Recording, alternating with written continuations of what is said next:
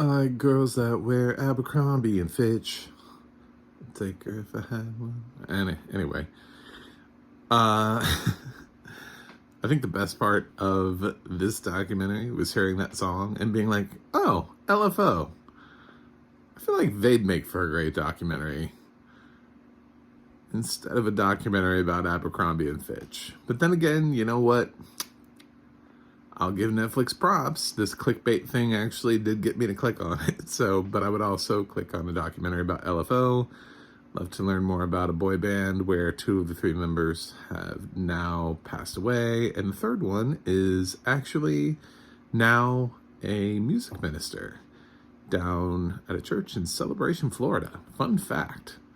You just learned something today in my review. Hi, I'm Mac the Movie Guy. And we're going to be talking about White Hot, the rise and fall of Abercrombie and Fitch. I am a blind film critic, and I'm not really sure that mattered too much here, but we'll see. So, White Hot. Yeah, it's a clickbait documentary. Netflix is really good at making these. They take something nostalgic and they make you want to watch a documentary about it. Whether the documentary actually is substantial or not is really up to you. Really up to the documentarian, actually, but it's really up to us to figure that out. Was it worth our time? And I've seen, they had The Last Blockbuster, which I thought was somewhat interesting, but, not necessarily immediate, but it was okay. They've had Operation Varsity Blues, they had the Britney Spears thing. So they make these like clickbait things, right, that are really quick to make and they can produce and throw out there. And it's not like somebody's been spending 10 years of their life toiling on this Abercrombie and Fitch documentary. No. But no, Netflix has at least enough of a budget to throw at a filmmaker and be like, go make something that people will send to the top of our charts. And lo and behold, this was #1 this weekend. So I decided, I was like, I'll learn more about the Abercrombie and Fitch scandal. And what I learned is this movie that is only 84 minutes long is padded at 84 minutes, which is not a good sign, which means this really should have been a documentary short subject instead of a feature-length documentary. Basically, the first half of this documentary is just like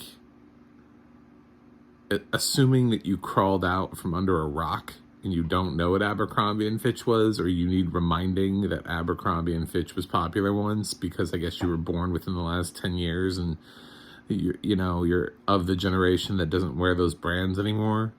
But let's be honest, the target demo that's clicking on this documentary, they know what Abercrombie and Fitch is. That's why they clicked on it. They didn't just click on it going like, what is this Abercrombie? What is this? No, we know what Abercrombie and Fitch is.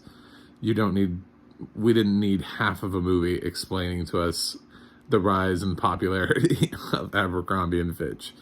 But that's what we got. We got a movie that spends half the time trying to like rub the nostalgia on your back and be like, it'll be okay. You remember the 90s?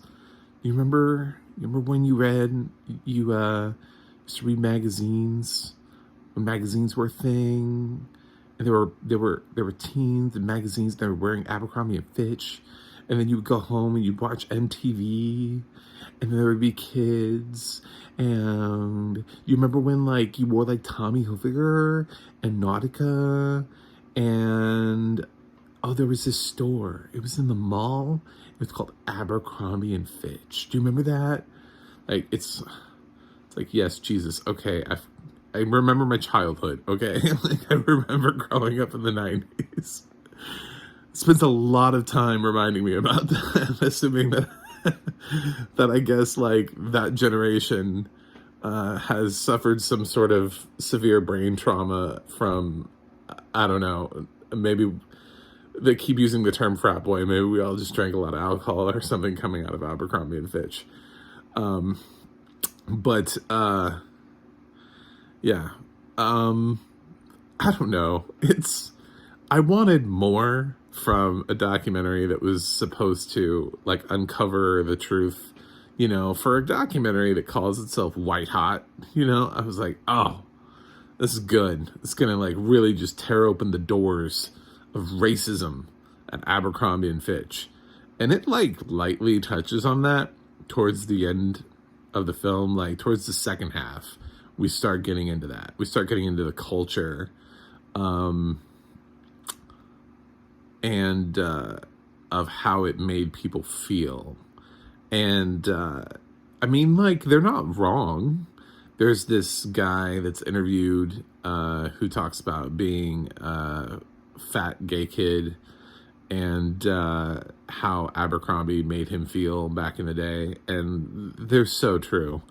I remember walking into an Abercrombie store as a fat kid, and literally it was like my first Abercrombie store, and like I was stopped by one of their models, and they were like, can I help you? And I was like, I'm just looking, like I didn't know.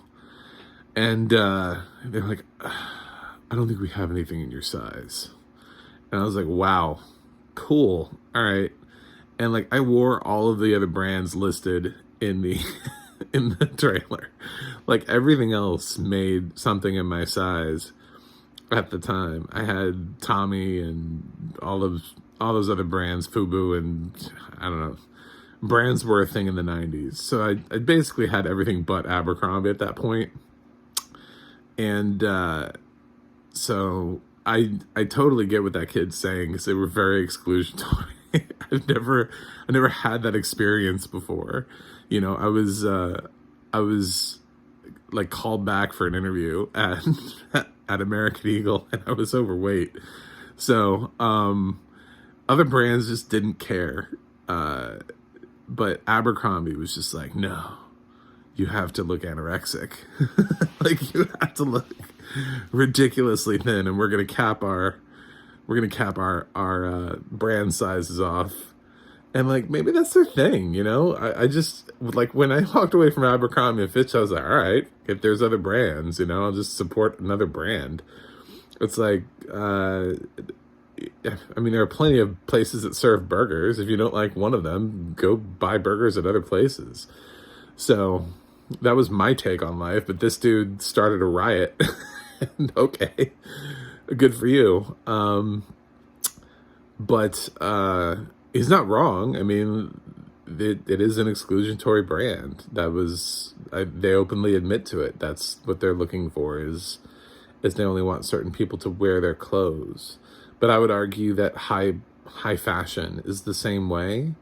If we really were to blow open the doors to a lot of high fashion,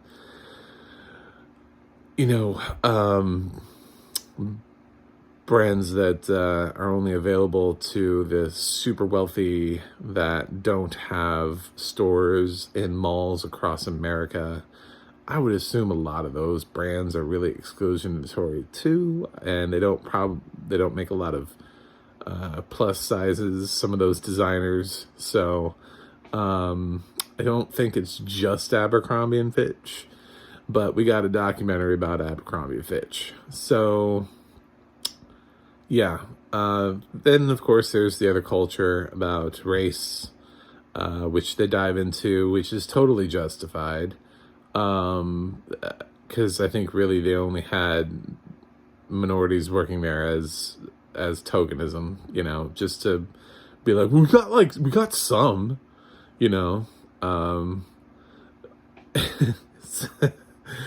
like there's a guy, he's working over in the Tulsa store. Okay, he's there. It's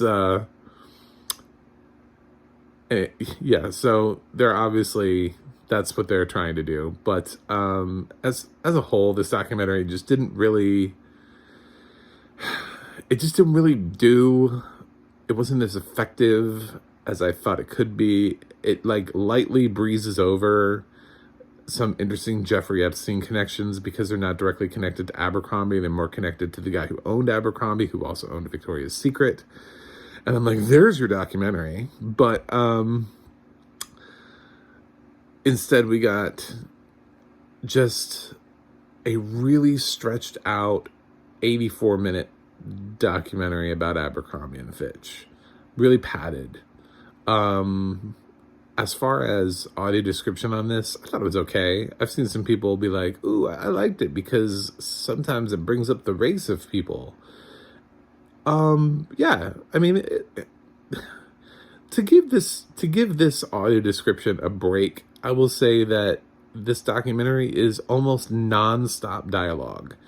It's just impossible to get a word in audio description wise, because it's just a bunch of talking heads. So it's hard for the audio description to jump in and be like, this is what we got, you know? But if you know that going into it, that basically you're just going to hear two people talking and not know who they are, then that's fine. But that's just the way that the documentary is structured.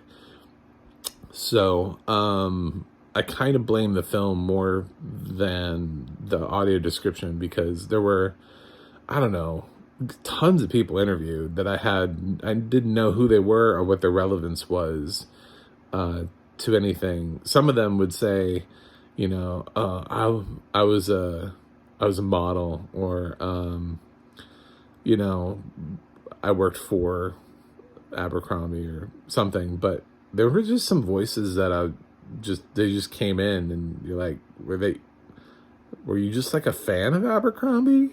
Like, what did you do? I don't know. And you'll never know. So it's not that the film has bad audio description. It's that the film is structured in such a way that it can't have good audio description. There's no way to correctly audio describe this film because these people won't shut up. So, because there's so many talking heads in this film that there's no way to have audio description.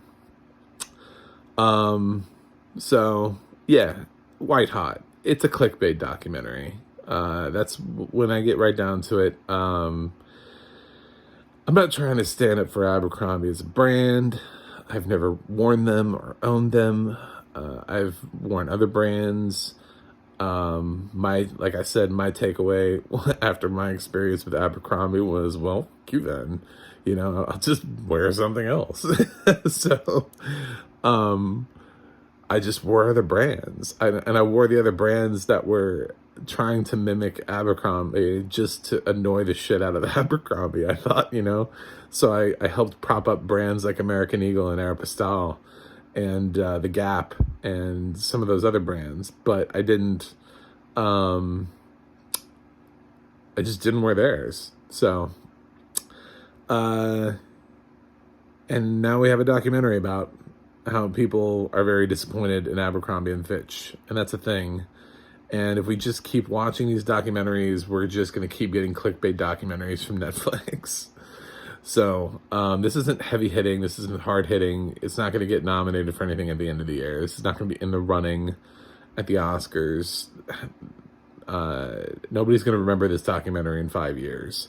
I'm not even going to remember this documentary in next year. I'll be like, oh, there was a documentary. It's about, what was it about?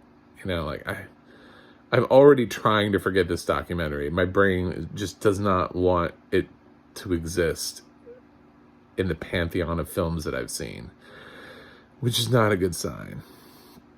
I don't know that it entirely fails as a documentary, so I can't just be like, F. But also, I realize that all this is, with all due respect to the filmmaker, is Netflix gave you money and said, make something that people will watch. Not necessarily make something that is important, or is earth-shattering, or spend 5 years trying to uncover something that nobody knew about previously, but you just sat down with a camera and interviewed a shit ton of people and then threw together a film, and you themed it in a way that just grabbed attention of everybody's nostalgia. And I'm not really sure that's talent. So I'm going to give White Hot, The Rise and Fall of Abercrombie and Fitch a C. It's an average grade. It's also what I call right in the middle.